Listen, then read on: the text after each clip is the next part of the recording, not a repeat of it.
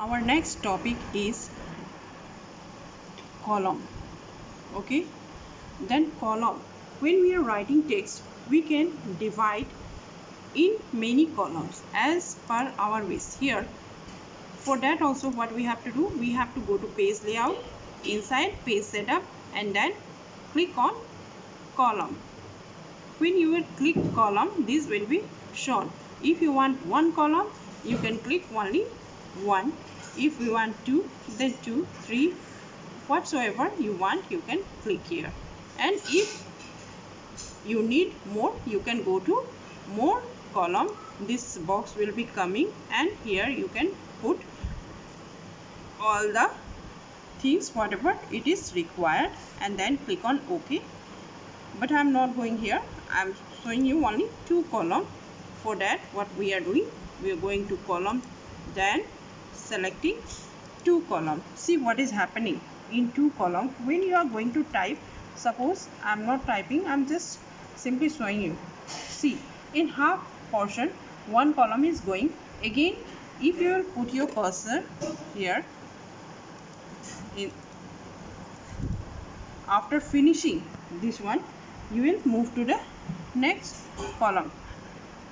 What is happening when we are doing writing some pages as an article in magazines or anywhere, then what we are doing, we need the column. This, see, I have enlarged this so that it will be coming in two columns quickly. Okay, this is the figure. Our next topic is page break. For that also what we have to do, we have to go to page layout, and then here in page setup you have to select break option. See, here is break option. Click here. Some options you are getting here. Whatsoever options you want, you can break your lines. Here first one is page, and here section break also is given. Okay, suppose for that what we are doing, suppose I am clicking here. See what is happening. Page break, I am clicking here, page break. Okay, see, pages has been divided in bracket. Okay, two pages it had been divided. See,